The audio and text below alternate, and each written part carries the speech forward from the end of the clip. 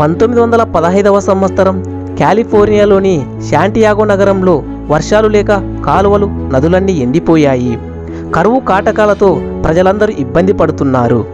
Santiago నగర కౌన్సిలర్కి ఏమి చెయ్యాలో తెలియని పరిస్థితులలో ఒక పేపర్లో ప్రకటన చూశాడు. అందులో నేను వర్షాలు కురిపిస్తానని ఉంది. ఆ ప్రకటన ఇచ్చిన వ్యక్తి పేరు హ్యాట్ఫీల్డ్ అనే ఈయన ప్లవికల్చర్ గురించి అధ్యయనం చేసి కృత్రిమంగా వర్షాలు పడే పద్ధతిని కనిపెట్టాలనుకున్నాడు. అలా 1902లో 23 రకాలైన వివిధ కెమికల్స్ను కలిపి ఒక రహస్యమైన రసాయనాన్ని తయారు చేశాడు.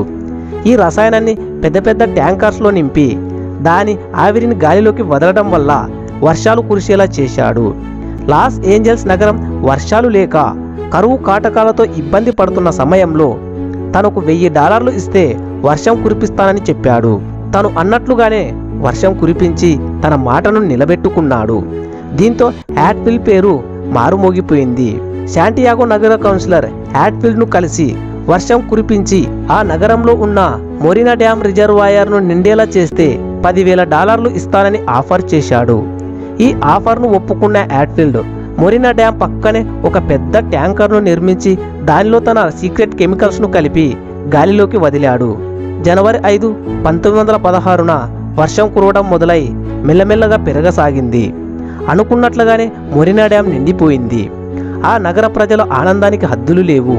కానీ వర్షం మాత్రం ఆగలేదు. దగ్గరలో ఉన్న ఒక్కొక్కటిగా కాలువలు నదులన్నీ నిండిపోయాయి. బ్రిడ్జ్లు, రోడ్లు, రైల్వే లైన్లు అన్నీ కొట్టుకుపోయాయి. 5 అడుగుల ఎత్తున వర్షపు నీరు చేరిపోయింది. సిటీ అంతా వర్షం నీరుతో నిండిపోయింది. అలా 1 కాదు 2 కాదు, ఏకంగా 15 రోజుల పాటు ఎడతెరిపి లేని వర్షం ప్రజల ఆనందం కాస్త విషాదంగా మారింది. చివరకు జనవరి 20వ తేదీన వర్షం ఆగింది. అంత నాశనం.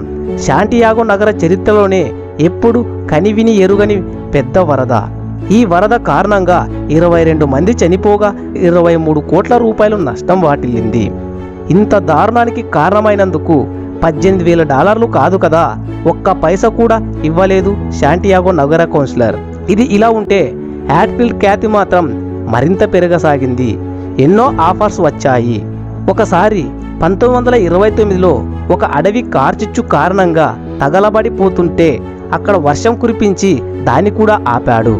అలా సుమారుగా 500 సార్లు సక్సెస్ఫుల్గా వర్షం కురిపించాడు. కానీ చివరకు ఆ కెమికల్ ఫార్ములాను ఎవ్వరికి చెప్పకుండానే చనిపోయాడు. కానీ కృత్రిమంగా వర్షాలు కురిపించి రెయిన్ మేకర్గా నిలిచిపోయాడు హ్యాట్ఫీల్డ్. సో ఇది ఫ్రెండ్స్, ఇలాంటి కొత్త విషయాలను తెలుసుకోవడానికి మన ఛానల్ని లైక్ చేసి సబ్స్క్రైబ్ చేసుకోండి.